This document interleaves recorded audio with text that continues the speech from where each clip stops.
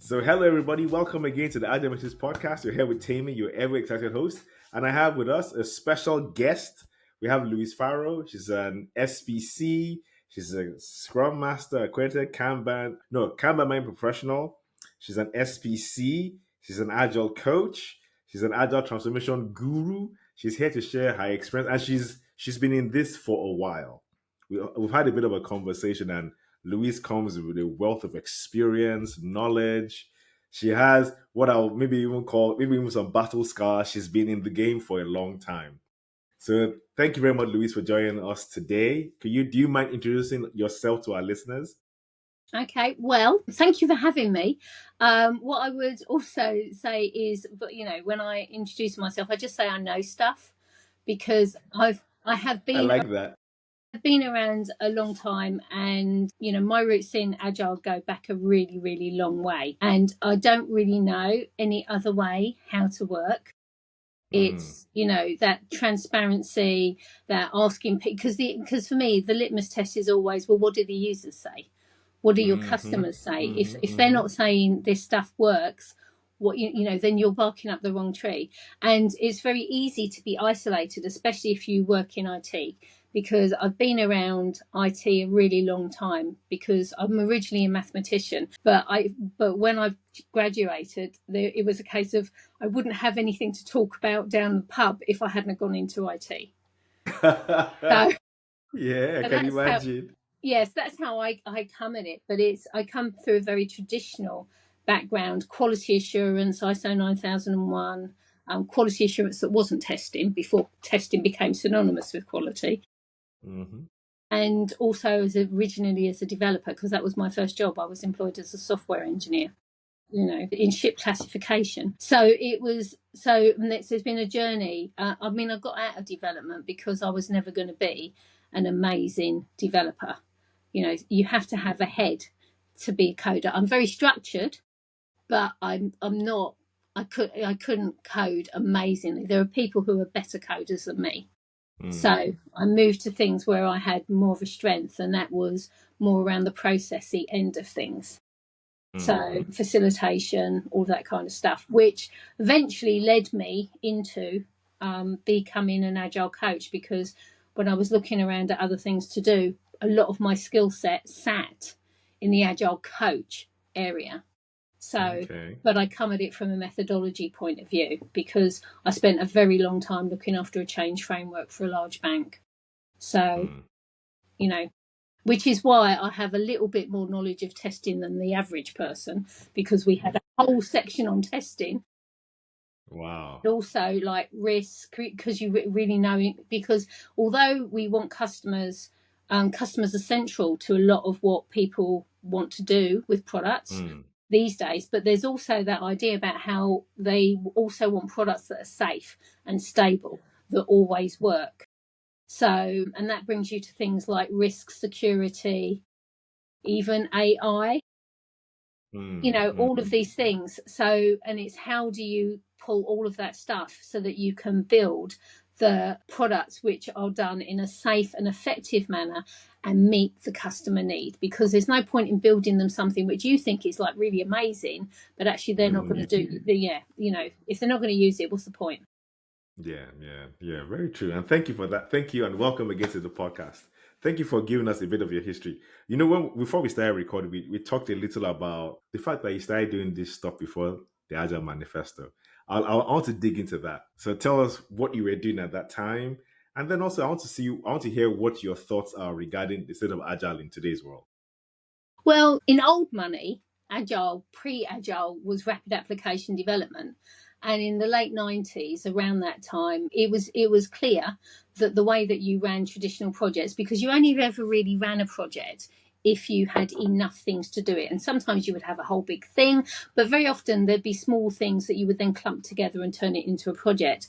And it was those things would be very clunky. And I could never understand why the special people got to talk to customers, and got to Mm, get the requirements. It was kind of like, but I'm building this stuff. Why can't I talk to the customers, or where the requirements come from? I did not understand it, mm, and so I thought there had to be a better way of doing it. And my own particular style is very collaborative. If you're very hierarchical, you think I'm always asking for permission, but I tell you that's not what I'm doing. What I'm doing is I'm sharing what I'm doing to Yeah. get your Yeah. opinion so we can iterate. Yeah. So I came at it more from that point of view and being open and transparent and like, why don't you want to look at my stuff? Because it will be better if you look at it. If you put our heads together, yeah. Yeah, exactly. And then I changed company and I meant to a company, basically a vendor. And at that point, DSDM was just kind of coming in. And we ran because the DSDM Awareness Day was the cheapest entry. So everybody in that region went on this DSDM Awareness Day. Like nobody could quite understand what it was, but it was kind of like, oh, that's really interesting. That is really interesting. So when I left them and I went to a big bank, and I actually ended up looking after, I think they thought temporarily, but I actually ended up looking after it for 20 years, the change framework, which then was a systems development only framework.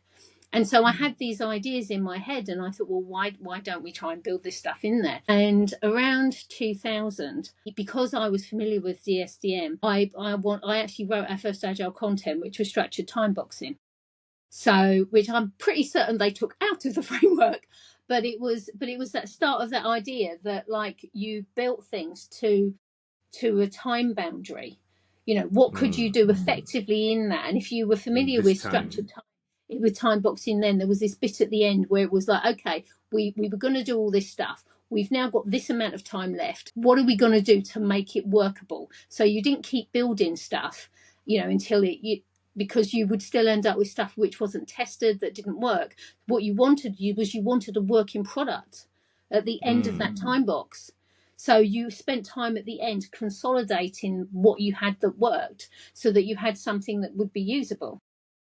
And that was interesting because there was that idea right there that we weren't going to just build documents or Perpetually. anything. Yeah, yeah.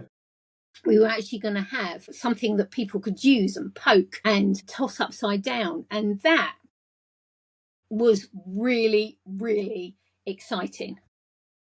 Because I still can't work any other way now. It's just like, I do things in little cycles, even if it's me just trying to get some ideas down and let it sit there. Because, really great stuff doesn't just turn up overnight. It's a conglomeration of an idea and other people bringing along their ideas, building on it, working out the kinks, trying to make it usable, showing it to people and say, what does this do for you? Does it work? And then bring, that feedback, giving them ideas. And I can't think of why you would want to spend like 5 years building something, mostly with like documents, and then like maybe you have something at the end, but then you find out it doesn't do what you wanted it to do. Because if nothing else, the world around you has changed. It's changed rapidly. Yeah, and it changes faster now. That's the other thing. Back when I started work, it still felt very, very slow. You felt like things were going to be there forever. I mean, and even then they were playing with AI. They were trying to get something AI like, whatever AI was thought about at that time. So I just think it was just a really interesting thing for me to do. And I come at Agile from a very method based, a very kind of sit back and think about how things work together. There's a practical element to it because you just, you come up with an idea and then you test it. So that's the scientific idea. And I am a mathematician, so arguably a scientist. Scientists, yeah. That kind of thing I think is really useful. And I see it these days because a lot of people I know are neurodiverse, they're very practical. So that really helps. You've got to have something to poke it because there's only so much you can imagine in your head. Yeah, very true, very true. And I think the thing that one of the things they said that was very interesting to me really was, your because I didn't come from a developer background. My background is more management, and then I honed in on process improvement. And that's like going to Scrum. So when I do anything, it's about how to iteratively take a process from where it is and constantly improve it, poke at it, get it out. And that's why Scrum, Kanban, and the rest really appeal to me. In fact, That's why when I got into Kanban, it was more like, yes, Mm. they speak my language. And interestingly, maths was my best subject in high school, in primary school, high school, and uni. So I love when I look at the data, when I look at the cycle time, when I look at the cumulative flow diagram, those things just they call my name, like, yeah, yeah, yeah.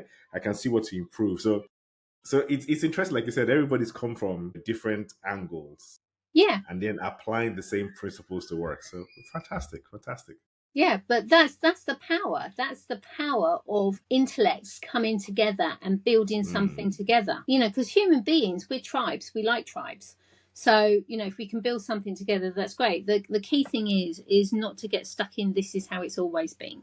Like we found out one way to do something and then we carry on with that forever. It's like no. And I Yeah, always say yeah. this when I train people. It's like you might have found the most amazing process, you might have the most fantastic product, but it's only going to be fantastic and amazing for about 5 minutes because the world around you changes. If you leave it alone and it's static, then the world changes and what you've built is no longer amazing. Not for the Mm. world as it has changed into. Into yeah, yeah. Yeah. In fact, I always tell people that, you know, people talk about the agile movement, and I'm like, do you realize it's still moving? And people Yeah, are like, no, what do you mean? And I say, okay, there's a new Scrum guide. What does that tell you? They've looked at something and gone, we need to reformat this to match the current issue. And they're still looking at the Scrum guide. And I'm sure in the next 3 to 4 years, some things will be taken out, some things will be added, because it's about contextual application. The context is ever evolving. You yeah, can't, if you stay in one place, you're actually regressing because everything is moving fast and past yeah. you. And that's one of the things, because agile in like what was agile in the early 2000s is different from agile now.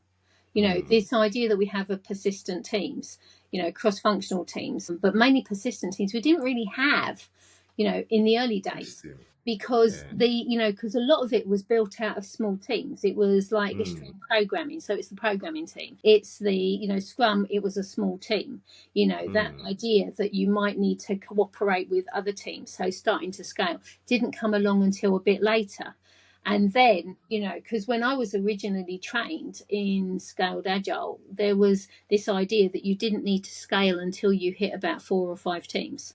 Because before that, you could manage the interactions between the teams organically, but you had to kind of build that kind of, for the 4 or 5 teams that you had. Once you hit about 5 teams, you had to scale. But that was true in traditional world as well, because you only you only really moved to projects if you had enough stuff to do, because then it to was do. worth the overhead of a project. Because this is the thing, when you scale, whether you like it or not, there is going to be an element of overhead. With agile, we try and minimize it, Hmm. which is why when you go agile for team, the hierarchy flattens typically. Yeah. Yeah. Yeah. But you had that even in old money. You just dealt with it in a different way. Wow. Wow. Wow. I think also I like the fact that you said, I don't see myself working any other way. And it's the same thing for me. I can't imagine, you know, just going on and on and on without validating one, without inspecting and adapting what we do. Because I always tell people, you inspect and adapt process and product. You have to do the two, Yeah, yeah. So yeah. Well, otherwise you don't, you go off in a direction that maybe you think is valid because of the direction of things that you've got, but actually don't make any sense at the end of the day for your customers. There's been lots, like in traditional world, there were lots of things where people built stuff that was a good idea. I'm Mm, sure all of us mm, have those examples, and yeah. the people that are building that, they genuinely believe it's the right thing to do, but they haven't really talked to their customers or to the people who are going to use it. Mm, So and then they say, oh no, because it was even as simple like back when user experience was very young. you know what we found when I was working for not an end user but a vendor, was that a lot of the time the customers, if they could design their screens, then they got yeah. a lot more buy-in to those screens than if the developers just built them. So Mm, so there mm, was something about understanding how those things were going to be used, and if they wanted the background in purple, then that would mean that they would use it. you know So, Yeah, and yeah, that yeah. was what brought me into like, well, have we talked to the users about this? Have we talked about the people who are going to use this particular product? So that kind of thing, I think, is really important, and it's always one of my test questions. Like, have we asked the people who are going to use it? Yeah, I know the interesting thing is that when we talk about it now, it sounds so fundamental, but like you already said, there was a time where it was alien to go to the customer. It was we had the ideas, we know what we're doing. The customers don't know what they need. We're going to build and then it's going to sell, and then we send it out there and it goes quiet, and then we go, Yeah, oops, okay, let's change that. yeah. Because I think David Anderson says this thing, which I think is really interesting. He talks about the smartest guy in the room, and Mm. generally we're not it. Very true. So, and I think that's just something to keep in mind because I also remember something that somebody else was once said to me. They said, "I can guess what's in your head, but I don't know what's in your head." And my husband Mm. talks about how telepathy didn't come with that model. So we can make a lot of assumptions about people, but we don't Yeah, know what's going on for for them certain unless what's we going on. ask them. Yeah, true, You true. know, and that's transparency at its core. Mm. So, Mm-hmm. go and ask. Don't be afraid to ask. You kind of have to get a little bit of a thick skin, because sometimes you get stuff back that you really Yeah, don't that expect. you know what to hear. But, But at but least in you general, know. exactly, it's information. Mm, mm, And I think that's the thing, because people are afraid of data, because we've touched a little bit on data. mm. Stuff, you can get a lot of information out of Kanban when you're using it properly. Yeah. And even if people aren't like moving their things at the right time and they're waiting 2 days until the end of the sprint where they're going to like move everything to done, but even then you can get some data, because people sometimes it's like, oh well, nobody has used move things on time, so the data's not accurate. Okay, the data's not accurate, but what it will teach people is that they need to move their things on time.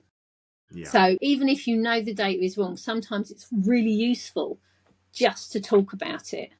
Mm, And that's one of the great things about a lot of Kanban and Agile, is that it's more empirical. You get these data, and data is just information. It's not a judgment. People worry that they're going to be judged on it, but you just need to look at it as data tells you a story, and it's the story that you're interested in.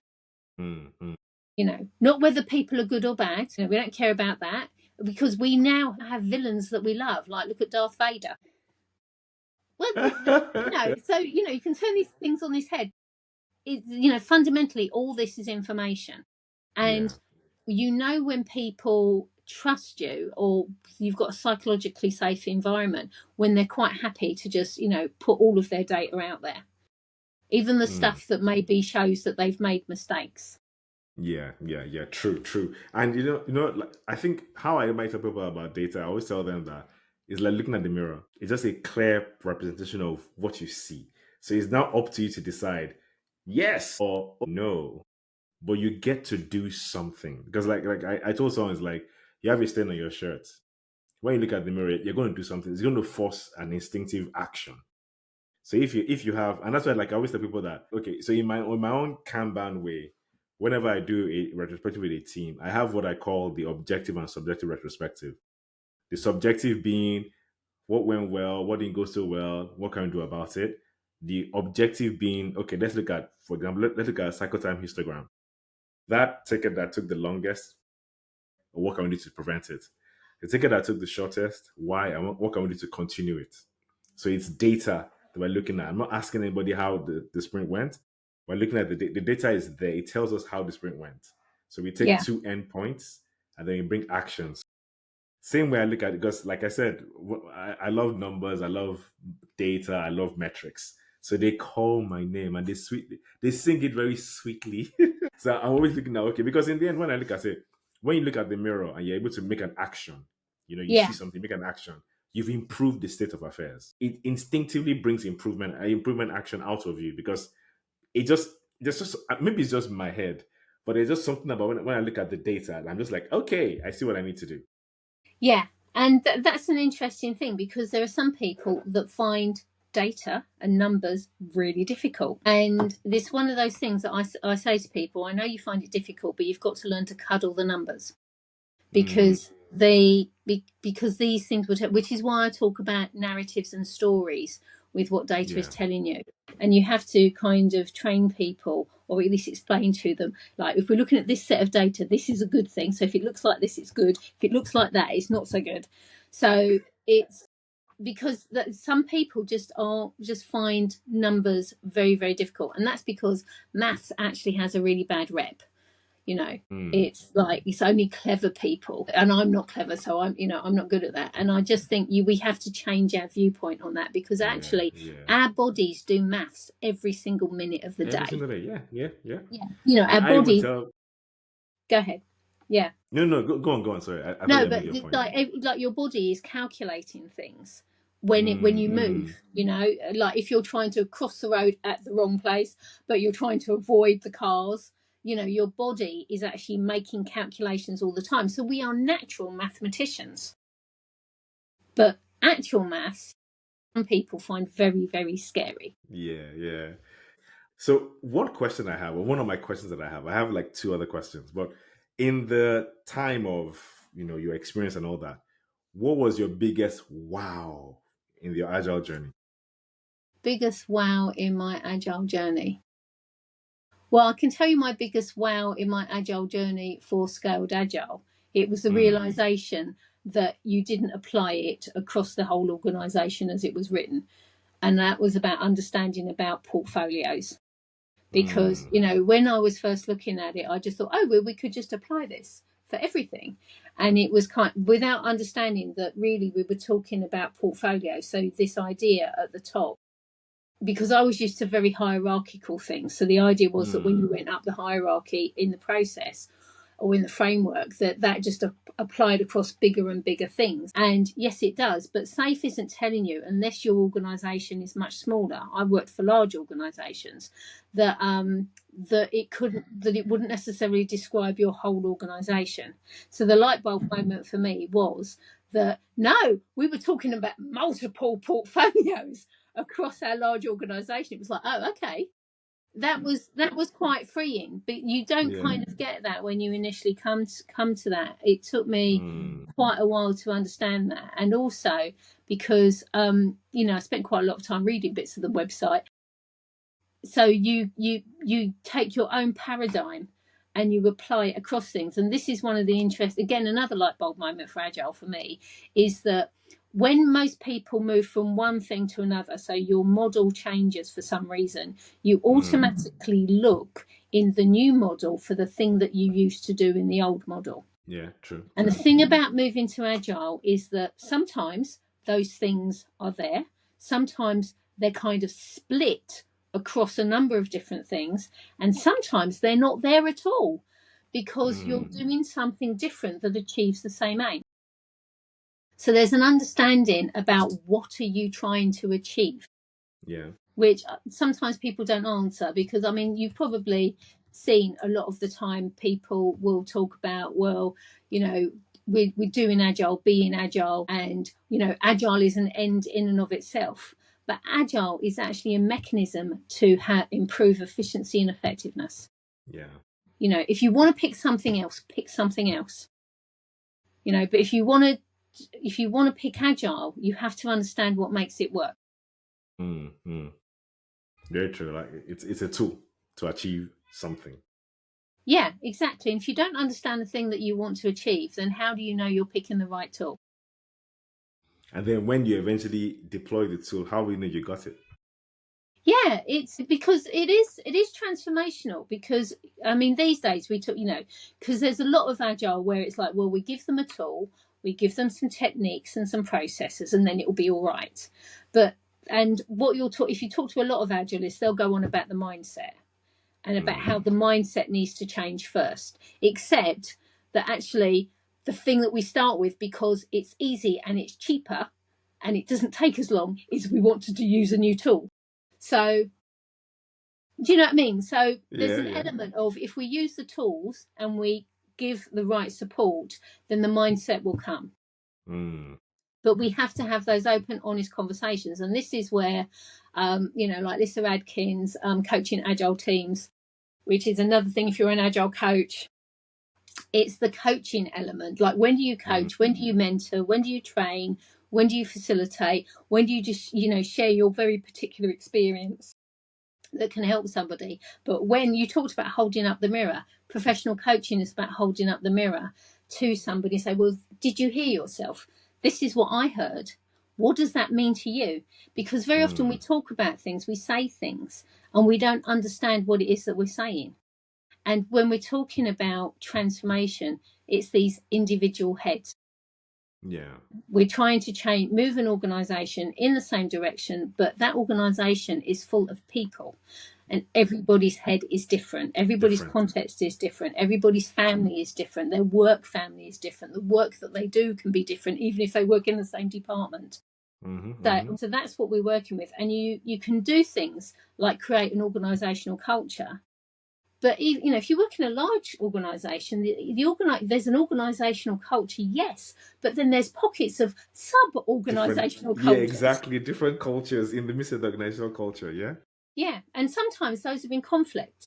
So, it's and trying to figure out how that works, how the things that, you get behind, because purpose that's like quite a high-level Kanban maturity thing, like the higher level Kanban organizations have purpose. Yeah.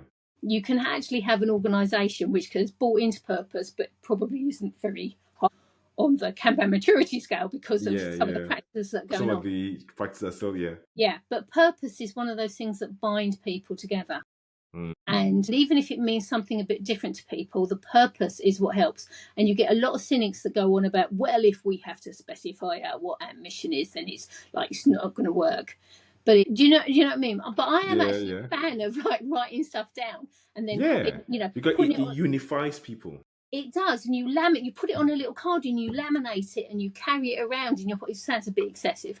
But it is something that I think that people, you take out and it changes for you as you change. But it's that core thing. And if you work for an organisation that is a purpose-driven organisation, it gives you that binding thing that you have in common with everybody else at the organisation. And it should stop bad practices where people are all out for me. They're out for exactly what pulls the organisation together. I mean, it's like what Scrum Masters to do with the Scrum team. The sprint goal, it's a unifying objective for a period of time. So with the sprint goal as a backdrop, you can say, we're not meant to do that. And the team will agree. And the team might even say, hey, we shouldn't do this. We should do this instead because of the goal that we see.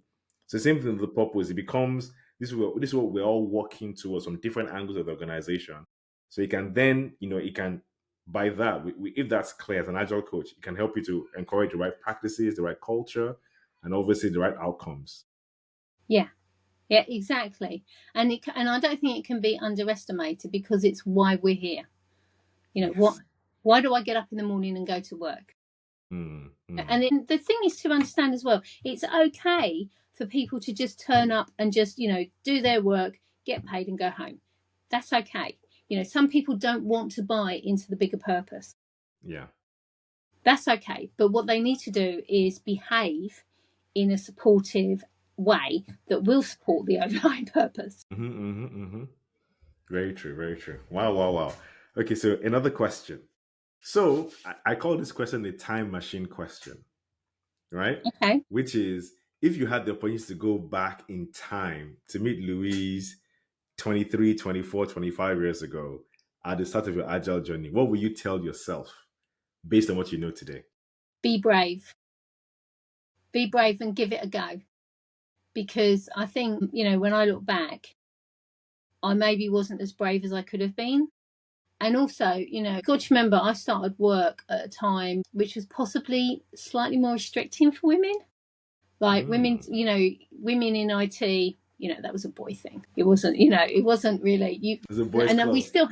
We still have a problem with women in IT. It's not necessarily a thing. But yeah, that's probably what I would say. I mean, we had a lot fewer women in IT. We have more women in STEM subjects now. I've mentored some, and it's great to see them coming through. They definitely are more switched on, more confident than I was. So I think that's only a good thing. And that diversity of thought is important, Yes. because organisations will survive if they mirror the customer base that they have. Yeah. Yeah. Yeah. Okay. Then this question, I always find this question a bit interesting. Because I think a lot of people when I ask them, they go, "Oh wow." So this question should go, "Oh wow" for you. So what question should I have asked you? What question should you have asked me? Okay. Maybe what is my one thing that I always think about when I'm talking about being agile? And I think the answer to that is be kind to yourself and to others. Because I think there's a lot of pressure on people to be perfect. We are not going to be perfect. We are not perfect when and experimentation by its very nature is you're going to fail. Like the light bulb thing from Edison. He discovered lots of ways not to make a light It bulb didn't work. Yeah. until he found the way to make a light bulb. And I think that's something that people don't realize. They think they have to be perfect at agile straight away. And it's not. It's a journey. It sounds really trite, really cliche, but it is a journey. If anything else, my life has taught me that it's a journey, because where I am in agile now is not where I was 25 years ago. And I think I'm better for that. I think the people that I have interactions are better for that. And I think as well, being patient and kind to the people around you in their journey is really, really important, because that's how they grow. People don't grow from criticism. They grow from encouragement, And as I say, for me, agile more and more as I'm through my journey, it's about people. Yeah, it's so true. Wow, that's powerful. Kind. And it's so true because you look at it that everyone is trying something. Yeah. And they try Everyone is their trying best. something. Not everybody. I mean, there might be a few, but most of us are not Machiavellian people out to stab people in the back and, have everything for ourselves. There might be some people like that, but they're very, very rare. Yeah, they're the exception. Yeah, they are. Most people are there to do the best job they can, to earn a decent wage, to put money, to put food on the table, make sure their kids have a much better life, or even that they're just happy. Yeah. So And true. agile So true. can help you be happy. Oh yeah. Because I mean, when you're able to make the connection between what you're producing and what the customer wants, and you're getting that feedback going, it drives people because it's like we got it. Let's continue doing it. Yeah, that is that electric current that says, "Oh, I'm cooking on gas. I really know what I'm doing." And there's something really powerful about that, because you know that you're delivering something that other people appreciate. Yeah. Very true. Very true. Okay, so finally we have the Kanban Edge on the 6th of March. So I remember you said you were going. Why are Yes. you going? Tell us. I mean, there's someone that's listening to this and going, this guy's talking about Kanban Edge. And then we're talking about Louise that has so much experience, has been around doing the agile stuff at a high level for quite a while. And she's coming for the Kanban Edge as well. So why are you coming for the Kanban Edge? Because I've been, I took the summer off this last year, and what did I do on my time off? I went on Kanban courses. And what that taught me was that, because I think people don't really understand the power that Kanban can actually have as an approach. We all think of it as the Kanban board. That's the kind of thing. But I think it's worth a little bit more exploration. And through my training, I was always already attending Kanban Coaching Exchange, which is where I met Helen Meek. So when I was looking for a Kanban course, I asked her. So she ended up training me for KMP1 and KMP2. And then it came up and it was like, wow, I want to go. I want to go to a conference where there are other Kanban people. Because I always think, because even though I spend a lot of time learning and I've done a lot of stuff, you can still learn something new. Even if it's, and even if it's like you turn something and think, I know all of that. That's taught you that stuff, But there's always this possibility that somebody will have an idea or something that you can take away and Yeah. integrate that into your practice. There will be something that will change your worldview. And I so rarely get to go to conferences that I just thought, no, I want to go to it. So, Fantastic. yeah, so I'm Fantastic. going. Yeah. Awesome. Awesome. I'm going to be there as well. So, is there any particular? I know you're looking forward to seeing Helen, but is there another particular person, Kanban Dan or John Barrett? Who are you looking forward to meeting there as well? Oh, well, I'm interested in Kanban Dan mainly because his name rhymes. So I thought that would be interesting, and I'm interested in the practical workshops, but also it's an opportunity for me to catch up with some people because I think you had Matt Evans. You know, Matt and I used to work for the same organisation, and he used to run a community of practice. So you know, I think, and he was the reason why I ran Kanban, why I read Kanban from the Inside by Mike Burrows. Because I won it. It was a book giveaway, and then I had to do a book report on it. So that meant I had to read the book. That was very smart. Yeah, so and that actually did change my view of Kanban from this like, oh, it's just, you know, just a board to that there are these other things maybe that can help us. And I look back now and I think, well, maybe Kanban would have been a better fit. You know, as you find new things, you think maybe if I'd have done that, that would have applied it. And now, when I'm looking, you know, where I work, because at the moment I work in a primarily safe environment, but I'm looking at like, no, we really need to look at Kanban to see, because everybody's got a Kanban board, but we need to use the data-driven elements that come from Kanban, which means that we might actually start, you know, because, you know, it's not proper Kanban unless we've got working process limits. Otherwise it's just a task board. Yes. But like applying working process limits, I think if we can get things like that, if we can actually get data and use the data to inform our future, that kind of thing can be really helpful. And Kanban's one of those methods which really emphasizes metrics, you know, like all the time. Not just velocity, but other stuff. No, other real useful stuff. Yeah, exactly. Oh, fantastic. Thank you. So did you hear Louise, everybody? Be at the Kanban edge. I mean, if she's coming, I'm going. I don't know what you're doing. You should be there. And from what I checked the last time, we had only 6 tickets left.